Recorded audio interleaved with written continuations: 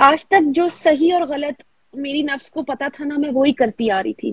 جیسا معاشرہ مجھے ملا، جیسا مجھے ماحول ملا، میں اس کے اکارڈنگلی ایکٹ کرتی آئی. تو اس لیے مجھے کبھی کچھ غلط لگا نہیں جو میں کر رہی تھی. اور جو میجر غلط چیزیں ہوتی ہیں وہ اندر اندر تو پتا ہوتا ہی ہے، لیکن ہم اس آواز کو پکڑ نہیں پا رہے ہوتے کہ ہم یہ غلط کر رہے ہیں، لیکن ہم کر رہے ہوتے ہیں. تو جب میرا نفس جس دن جھکا تھا نا، اس دن مجھے اللہ کا کوئی بھی حکم ماننا مشکل نہیں لگا.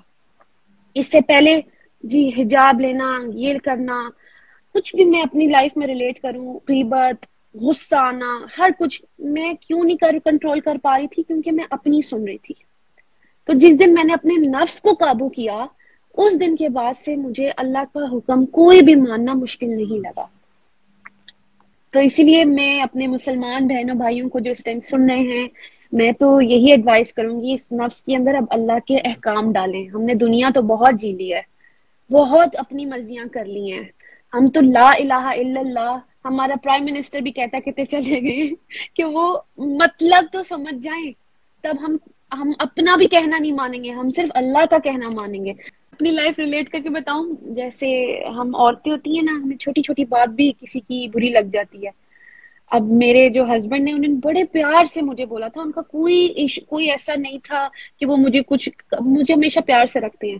تو ان کا یہ نہیں تھا کہ وہ مجھے کچھ کہہ رہے ہیں، انہوں نے نا پیار میں موٹو کر کے کچھ بول دیا.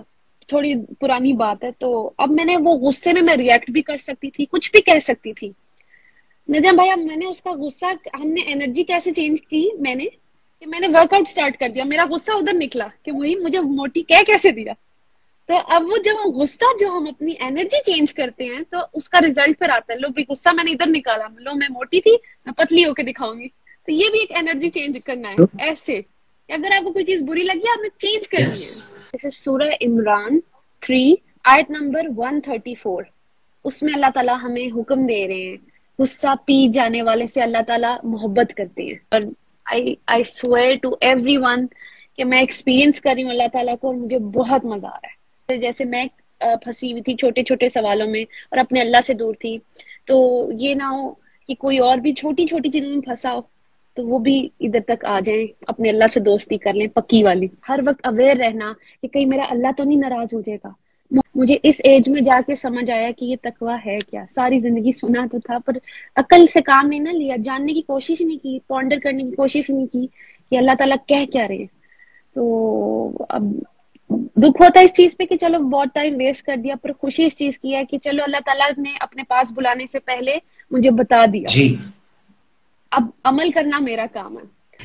یہ رمضان، باقی رمضان جو میں نے آج تک پوری زندگی میں گزارے، بہت ڈیفرنٹ ہے. اور وہ اس لیے کیونکہ اس رمضان میں فیل کر رہی ہوں کہ میرا اللہ میرے ساتھ ہے. پہلے صرف روزے رکھے تھے، کھانے پینے سے تو خود کو روکا ہوا تھا، لیکن نہ ہدایت لی تھی قرآن سے، نہ ہی صحیح اور غلط کی تمیز لی تھی. لیکن اب بہت چینج ہے، کیونکہ مجھے اس رمضان کی روح کیا ہے مجھے وہ سمجھ آ گئی ہے کہ ہم نے صرف روزے نہیں رکھنے تھے، ہمیں تو اللہ تعالیٰ سے تعلق بنانا تھا. اور یہ جو 10 دن کا عشرہ ہے رحمت کا، یہ رحمت کیا ہے، ہمیں کیسے ملے گی، یہ سمجھ آئی ہے. رحمت تبھی ملے گی جب ہم اللہ تعالیٰ سے تعلق ہمارا بنے گا. تعلق بنے گا تو اللہ کی رحمت ہوگی.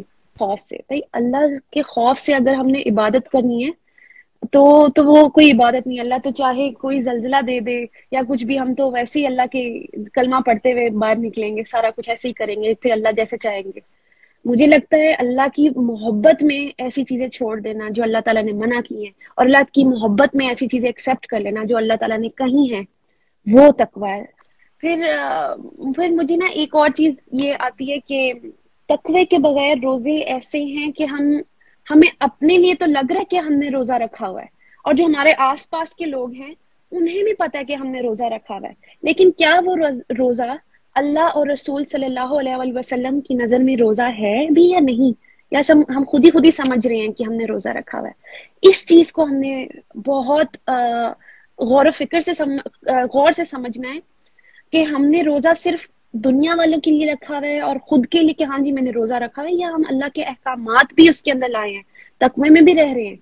تو یہ ڈفرنس ہے، ہمیں اس پہ کام کرنا ہے. پہلے نفس ہمیں قابو کر رہی ہوتی ہے، جو اندر سے سوال آ رہے ہوتے ہیں یا جو بھی ہم معاشرے سے سیکھ لیتے ہیں یا جو ہم نے پڑھا ہوتا ہے، ہم وہی اس کے اکارڈنگلی ایکٹ کرنے لگ جاتے ہیں. اور ہم نے روزے میں اس نفس کو ہی قابو کرنا ہے جو ہمیں سارا سال قابو کر رہی تھی.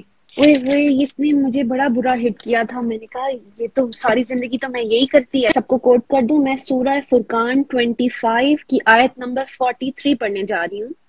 اللہ تعالیٰ اس میں ہم سے یہ کہہ رہے ہیں، کیا تو اسے دیکھتا ہے جس نے اپنی خواہش نفس کو اپنا معبود بنا رکھا ہے؟ کیا تو نے اسے دیکھا ہے جس نے اپنی خواہش نفس کو اپنا معبود بنا رکھا ہے؟ تو بھلا اس کا کارساز کیوں کر ہو سکتا ہے؟ تو یہ جو پہلا پورشن ہے کہ کیا تو نے اسے دیکھا ہے جس نے اپنی خواہش نفس کو اپنا معبود بنا رکھا ہے، اپنا الہ بنا رکھا ہے.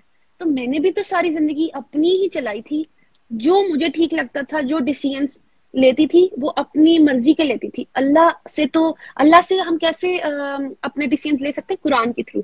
تو قرآن تو میں نے کبھی ہدایت لی ہی نہیں تھی، یا اس سے کبھی اپنے سوالات کوسچنز کیے ہی نہیں تھے، اس لیے پھر میں اپنی خواہش نفس پہ چلتی رہی. تو اللہ تعالیٰ بھی یہی کہہ رہے ہیں کہ کیا اللہ ہمیں تو پتہ ہے لا الہ الا اللہ، کہ اپنا الہ بھی نہیں ہے ہمارا اب تو صرف ہم انسٹرکشنز فالو کریں گے صرف اللہ کی.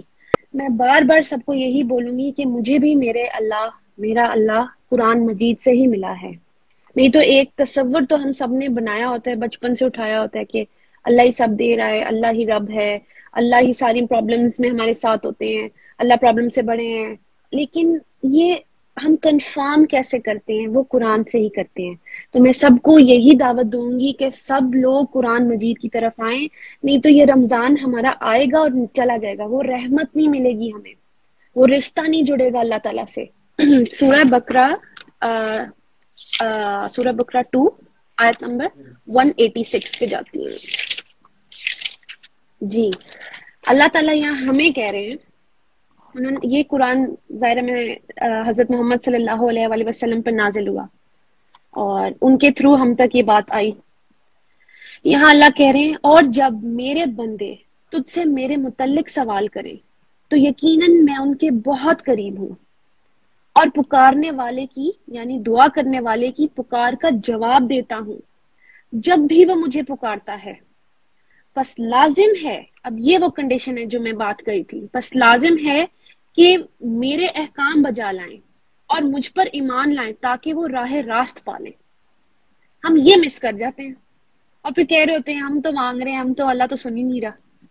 تو ہم اللہ کی بات آگے سن ہی نہیں رہے ہیں، تو اللہ تعالیٰ تو کہہ رہے ہیں کہ پھر ان پہ بھی تو لازم ہے کہ وہ میری بات کا جواب دیں.